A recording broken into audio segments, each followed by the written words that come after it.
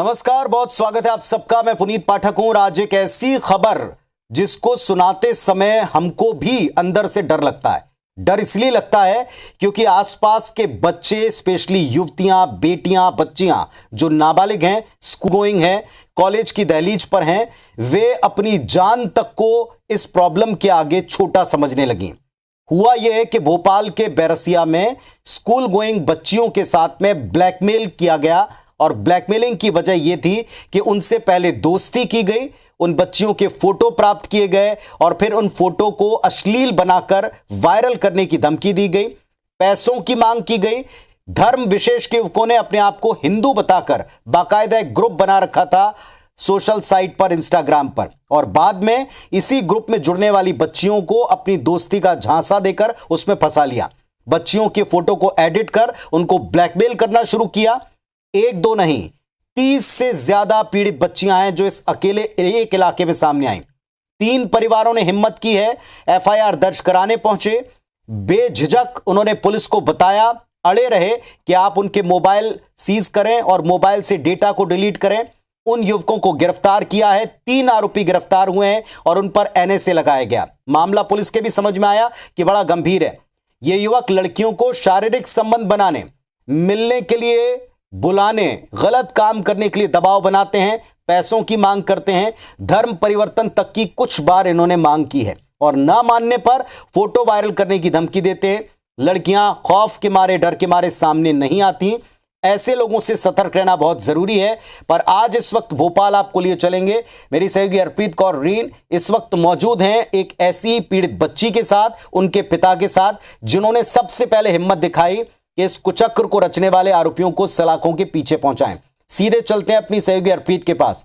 हरप्रीत, जो पीड़ित बच्ची और उनके पिता मौजूद हैं, जरा इनसे पूछिए दोस्ती करने का तरीका क्या होता है, विश्वास में, भरोसे में लेने का तरीका क्या होता था इन युवाओं का, कैसे अप्रोच करते हैं? बिल्कुल, देखिए, सबसे पहले बताना चाहेंगे कि बैरसिया वही इलाका है भोपाल का जहां पर HUT यानी हिज़्ब उर तहरीर आतंकी संगठन का जो प्रमुख है सलीम खान, वो यहाँ का रहने वाला है। वो सौरभ जैन था और बाद में जिहादी साहित्य पढ़ने के बाद, एक नेटवर्क से जुड़ने के बाद वो HUT यानी हिज़्ब उर तहरीर का आतंकी बन गया और उसने ब्रेन वॉश किया और कई लोगों को अपने साथ मुस्लिम बनाया। अब ये उसी इलाके का एक मामला सामने आया है। यहाँ पर 4 दिन से लगातार सनसनी फैली है। ये खबर पूरे प्रदेश में सुर्खियों में है। यहाँ पर 30 से ज़्यादा ऐसी बच्चियाँ हैं जो पिछले करीबन 1 साल से भी ज़्यादा समय से मानसिक शारीरिक रूप से प्रताड़ित हो रही हैं। यहाँ पर रहने वाले कुछ युवकों ने अपना धर्म दूसरा बताकर पहले उनसे इंस्टाग्राम, व्हाट्सएप, सोशल मीडिया पर दोस्ती की और उसके बाद उनसे उनके फ़ोटो वीडियो मांगे। जब इन बच्चियों ने वो फ़ोटो और वीडियो उनके साथ दोस्ती में उनके साझा किए, उन लोगों ने उन फोटोज़ को एडिट करके अश्लील फ़ोटो बनाए, न्यूड फ़ोटो बनाए और उन्हें दिखाया कि हम इन्हें वायरल करेंगे अगर तुम हमारे साथ शारीरिक संबंध नहीं बनाओगी, मिलने नहीं आओगी। 6 महीने से भी ज़्यादा बच्चियां सदमे की स्थिति में थी और अभी कुछ दिनों पहले इन पूरे मामले का खुलासा हुआ, जिसके बाद 4 परिवारों ने FIR करवाई और इन युवकों को पकड़ा गया। एक ऐसी ही बच्ची और उसके पिता हमारे साथ मौजूद हैं, हम उनसे बात करेंगे। क्या हुआ था बेटा, कैसे तुम्हारी दोस्ती उन युवकों से हुई थी? घर के बगल में आता था वो, तो उसने स्नैपचैट पर मुझे मैसेज करा, उसे आईडी कहीं से मिली, तो उसने ऐसे ही मुझे मैसेज करा, उसने मेरे फ़ोटो मांगे और उसके बाद वो बोलने लगा कि मतलब तुम्हारे फ़ोटो भेजो, तो मैंने भेज दिया। तो फिर वो उसने मिलने बुलाया मुझे, तो मैं नहीं गई, तो मुझे फ़ोटो से मतलब वायरल करने की धमकी देता था, फ़ोटो वायरल करने की। क्या कहता था वो तुम्हें? कि तुम मुझसे मिलने नहीं आओगे तो मैं फ़ोटो वायरल कर दूँगा। जब तुमने उससे दोस्ती की थी तो उसने खुद को क्या नाम बताया था, क्या कहा था मैं कौन हूँ? उसने मेरे से दोस्ती करने से पहले उसने मुझे हिंदू बताया था, दोस्ती करने के बाद मुझे पता चला कि वो मुस्लिम है। कितने समय से वो तुम्हें परेशान कर रहा था? 1 से 1.5 महीने पहले से। कभी मन में ख्याल आया था, तुम बहुत परेशान हो गई थी, तुम्हारे पिता ने बताया कि तुमने सुसाइड तक करने की कोशिश की थी? हाँ। क्या किया था, क्या तुमने, ऐसा क्या दिमाग में तुम्हारे आया था? वो तो कुछ नहीं, एकदम से मतलब ज़्यादा वो हो गया था, टेंशन वगैरह, इसलिए ऐसा दिमाग में आ गया था। वो तुम्हें कैसे परेशान करता, तुम्हारा पीछा करता था, स्कूल आता था, तुम्हारे घर के चक्कर लगाता था? नहीं, घर के बगल में आता था तो ऐसे पीछा करता था, घर के बगल में आता जाता रहता था उसकी बहन के साथ, तो ऐसे करके पीछा करने लगा था वो। तुमने जब उससे दोस्ती की थी तो अपने फोटो उससे भेजे थे, उसने क्या जो तुम्हारे फोटो एडिट किए थे वो तुम्हें भेजे थे? कि ऐसे फोटो थे जो एडिट करके उसने तुम्हें भेजे थे, और क्या वायरल करने की धमकी देता था? फ़ोटो उसने भेजे नहीं थे, बस वो ये कहता था कि मैं तुम्हारे फ़ोटो वायरल कर दूंगा एडिट कर करके। तुम्हारे साथ तुम्हारी और भी सहेलियां थी शामिल? हाँ, वो उसने एक मेरी दोस्त है उसका बोला था, मैं हम लोग कोचिंग जाते थे तो कहता था कि इससे बात करवाओ मेरी, और फिर मैंने ऐसे ही करके उसको ब्लॉक कर दिया था। तो फिर से वो फ़ोटो वायरल करने की धमकी देता है। फिर मेरे भैया मतलब भैया हैं किशन भैया, उन्होंने पापा को बताया तो पापा गए उसके यहाँ पर, तो उसने पैसे मांगे और मारपीट भी की। तुमने क्या कभी उसको पैसे भी दिए थे? दिए तो नहीं है, मगर वो मांग रहा था मुझसे भी पैसे, मिलने बुलाता था, मैं मिलने नहीं गई। तुम्हें डर लगता था? किसी से तुमने घर में डिस्कस नहीं किया? अपने पिता को, अपने भाई या अपनी टीचर को नहीं बताया कि ये लड़के तुम्हें ब्लैकमेल कर रहे हैं? नहीं नहीं, मैंने किसी को नहीं बताया। किशन भैया ने जब सपोर्ट किया तब पता चला घर वालों को भी। तुम्हारे साथ और भी जो सहेलियां स्कूल में, क्या उन लड़कों ने उनके साथ भी कुछ इसी तरीके का किया है? तुम्हारी नॉलेज में है ऐसा? हाँ, कोचिंग में एक दोस्त थी, उसके साथ भी उसने यही करा। 2-3 लड़कियां और हैं, उन लोगों के साथ भी यही हुआ। जब तुम्हें पता चला कि वो दूसरे धर्म का, क्या उसने उस दौरान तुमसे कभी धर्म बदलने के लिए कहा था एक बार। सुना जा सकता है ये वो बच्ची है जो लगातार पिछले कुछ महीनों से प्रताड़ित थी। इसके पिता भी मौजूद हैं। पिता जब उस लड़के को समझाने उसके घर पहुंचे तो उनके साथ मारपीट की गई। आपको कब पता चला कि बच्ची के साथ इस तरह हो रहा है? मैडम जी, मुझे अभी 2-4 दिन पहले ही पता पड़ा था कि ऐसी ऐसी बात है, आपकी बच्ची का फ़ोटो हो रहा है, बता रहा है वो लड़का, और भी लड़की हैं उनके साथ। तो मैंने फिर बात करी जाके, तो फिर ऐसी बात हुई थी, तो फिर भैया मैंने की अपन FIR करते हैं इसकी, और जो पेरेंट्स से उनसे ही बात करी। कुछ तैयार होगा, कुछ तैयार नहीं हुए, शर्म के मार के यार बदनामी हो जाएगी जे वो। तो मैंने तो FIR कर दी उसके। फिर मेरे साथ 2 जने और आ गए बच्ची के, उन्होंने भी FIR करी। वो 2 लड़के अलग हैं। तो ऐसे करके ये रैकेट का पता पड़ गया। हरप्रीत, यहाँ सबसे बड़ी बात यह कि इन्होंने हिम्मत दिखाई, सैल्यूट इस बात का कि परिवार ने हिम्मत दिखाई, बच्ची ने हिम्मत दिखाई, लेकिन आपको लगता है कि वो सब के सब जो लोकल परिवारों के बच्चे समझ में आते हैं इस बातचीत से, बैरसिया इलाके के बच्चे समझ में आते हैं, आरोपी जिनको बनाया गया है, जो आरोपी हैं, क्या उनके परिवारों को इस बात का इल्म है, पता है कि उनके परिवारों के लोग किस कदर फर्जीवाड़ा कर रहे हैं? उनके पास परिवारों से कोई इंफॉर्मेशन मिल पाई? उनका स्तर देखकर समझ में आया कि क्या परिवार इतने संपन्न है कि आईफोन वाले ये लोग सब हैं, या फिर इन्हें कहीं और से पैसा मिल रहा है, जो आपने भी शंका जताई? बिल्कुल, देखिए यहाँ पर जो बात है वो फंडिंग इनको कहीं ना कहीं से हो रही है, क्योंकि इस बात का जो पुख्ता सबूत वो है कि वो लड़के कोई नौकरी नहीं करते, उम्र 20 से 21 साल है उनके। जितने भी लड़के आरोपी पकड़े गए हैं आईफोन यूज़ करते हैं, 1.5 से 2 लाख रुपए की वो बाइक यूज़ करते हैं, महंगे उनके शौक हैं। जबकि जो परिवार है, किसी का मैकेनिक है, किसी के परिवार की एक छोटी सी दुकान है, कोई सब्जी बेचने का काम करता है, तो फिर आखिर उनके पास ये आईफोन खरीदने, महंगी बाइक्स खरीदने का पैसा कहां पर से आ रहा है? आपके पड़ोसी भी हैं वो लड़के, उनका रहन सहन इतना हाई फाई है, आपको लग रहा है कि वो पैसा उनके पास कहां से आ रहा है? और क्या उनके परिवार को जब आपने बताया कि बेटियों के साथ वो ऐसी हरकत कर रहे हैं, कोई अफसोस, उनको गलती महसूस की उन्होंने? मैडम, परिवार वालों से मेरी बात नहीं हो पाई उनके, ठीक है ना। क्या परिवार वालों से अपन बात करते थे, इससे पहले मामले बढ़ गया, फिर अपन उसके घर नहीं गए बात करने के लाने। परिवार फंडिंग तो एक बच्चे का पिता रुई का काम करता है, रुई बेचता है, गद्दे भरता है, ठीक है।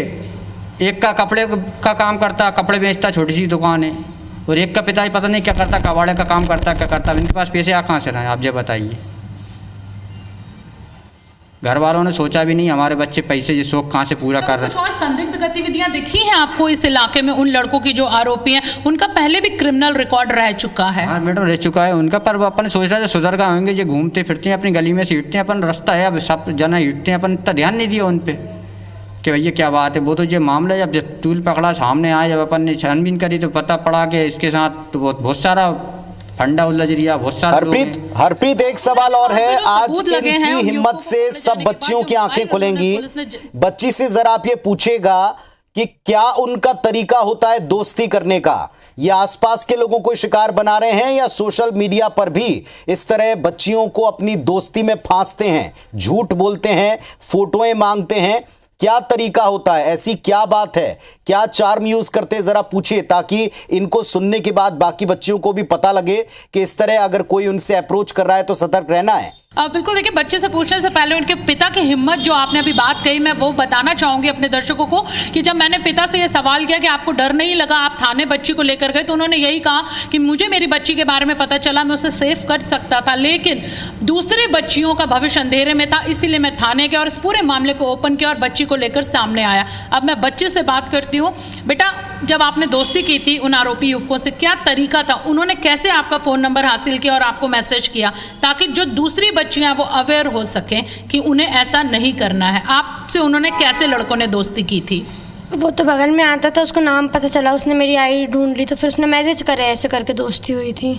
आपने पहले इनकार किया होगा, लगातार वो आपको कोशिश करता था, आपका पीछा करता था? हाँ, मैंने मना भी की 1-2 बार, मतलब उसकी रिक्वेस्ट आई, मैंने नहीं एक्सेप्ट नहीं की, फिर बार बार आ रही थी, तो फिर मैंने एक्सेप्ट की एक बार, ऐसे करके उसने मेरे से फ्रेंडशिप कर ली। जैसे कि मैंने आपको बताया कि उन्होंने एक आईडी बना रखी थी द हिंदू नाम से, यानी कि उस ग्रुप में सिर्फ हिंदू लड़के जुड़े हैं, ऐसा उन्होंने शो किया था। ये बच्चियां जब उनके साथ जुड़ी तो इन्हें काफ़ी समय बाद पता चला कि जिन बच्चों से, लड़कों से वो बात कर रही हैं ये बच्चियां, वो लड़के हिंदू नहीं हैं, किसी और धर्म के। और जब इन्होंने इसी का विरोध किया, उनको ब्लॉक किया, तो उन्होंने इनके अश्लील फोटो बनाकर वायरल करने की धमकी दी। क्या कहते थे जब आपको पता चला कि वो लड़के हिंदू नहीं हैं?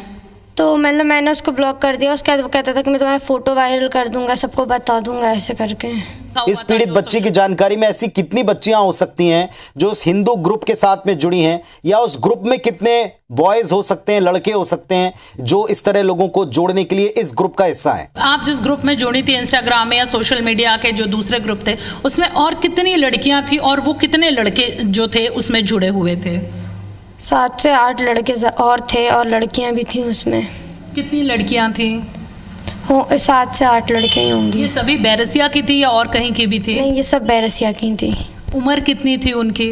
उनकी उम्र थी 14 से 15 साल। सब आपकी सहेलियां थी, आसपास रहने वाली? नहीं, आसपास मतलब सारी दोस्त तो नहीं थी, 1-2 थी। कभी कन्फ्रंट हुआ, आमना सामना हुआ है किसी एक सो कॉल्ड कपल का किसी दूसरे जोड़ों के साथ में? कभी उसके साथ कहीं घूमने गए या आपको पता चला कि कोई और, वो जब घूमने जाते तो और भी लड़के लड़कियां साथ रहते हैं? वो नहीं, उसने मुझे बुलाया था मिलने, मगर मैं गई नहीं। क्या कहा था उसने आपको? कि मुझसे मिलने आ जाओ, ऐसे करके मतलब बोलता था। फिर अगर मैं नहीं जाती थी तो फ़ोटो वायरल करने की धमकी देता था। आपकी कोई सहेली जाती थी उसके साथ घूमने? हाँ, एक गई थी, उसके घर गई थी। उसके घर, वहाँ पर गई थी वो?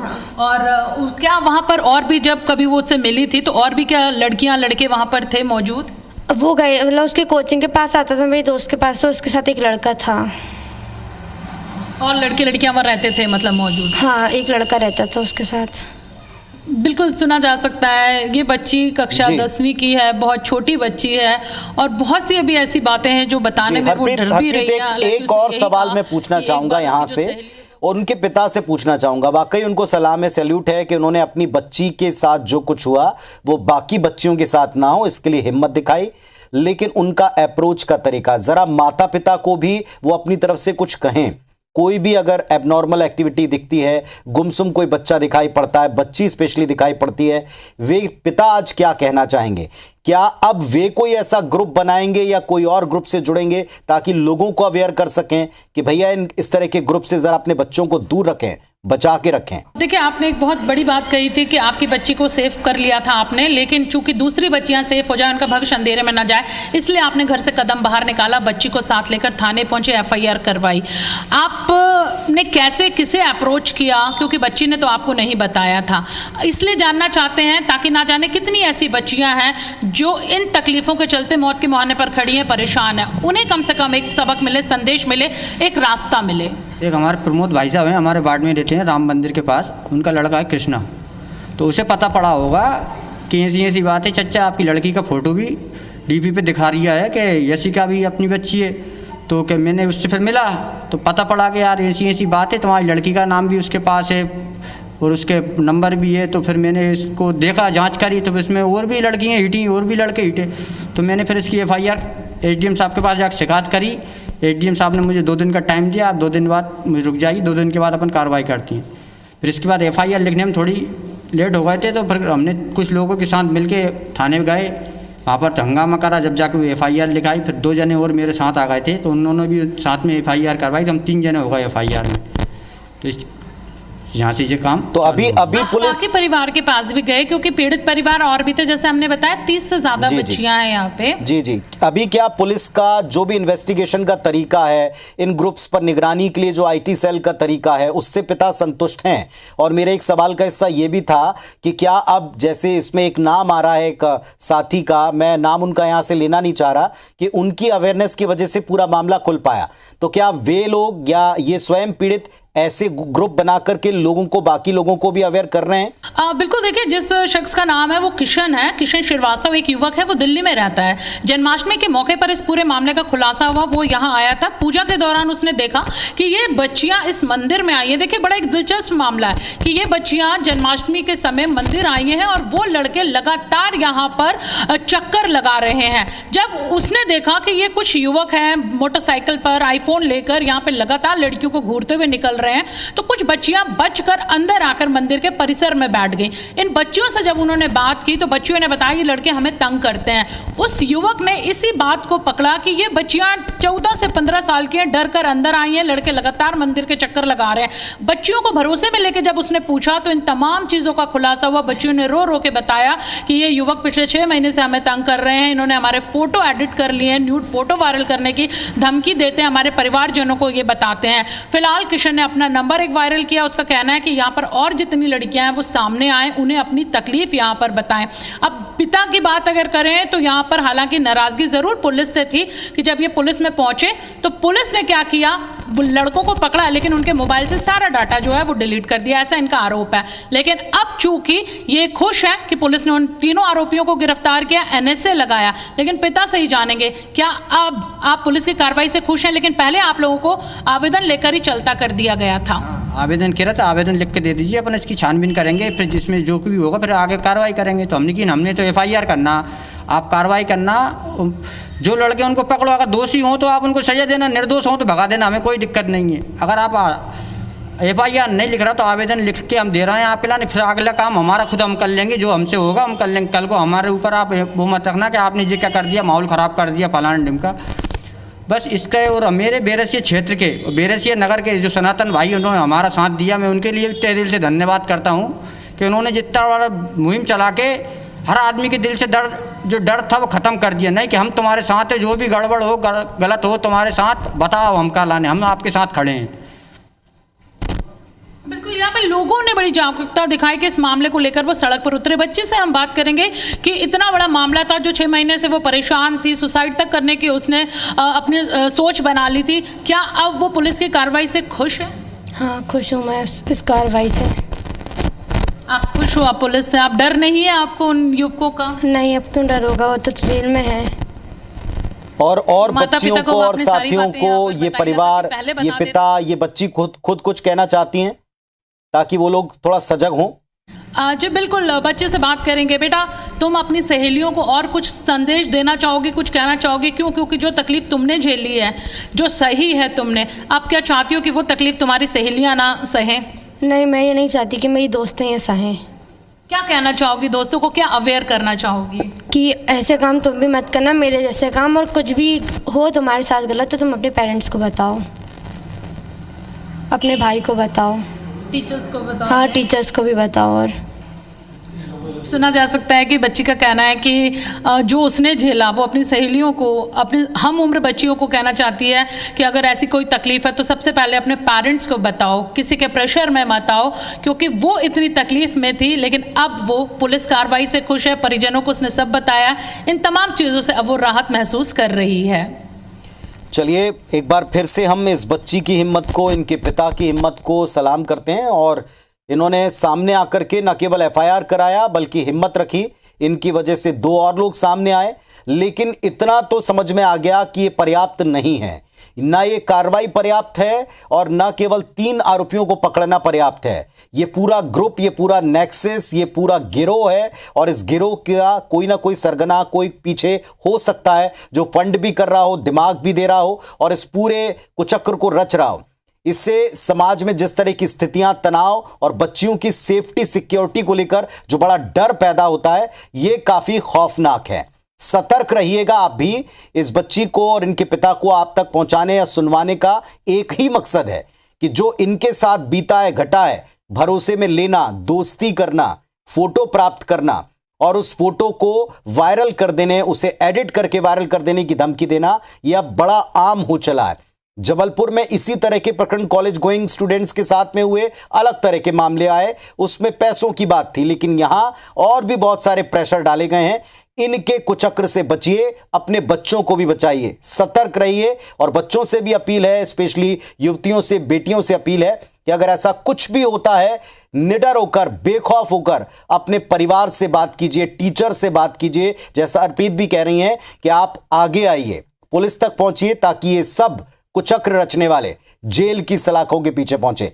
आपको भी धन्यवाद अर्पित, और हमारे साथ में जो बाकी दोनों लोग जुड़े हुए हैं, पीड़ित और उनके पिताजी, उनको भी बहुत धन्यवाद कि उन्होंने अपनी आप बीती सुनाने के लिए IBS 24 को चुना, हमारे साथ आए। बहुत धन्यवाद।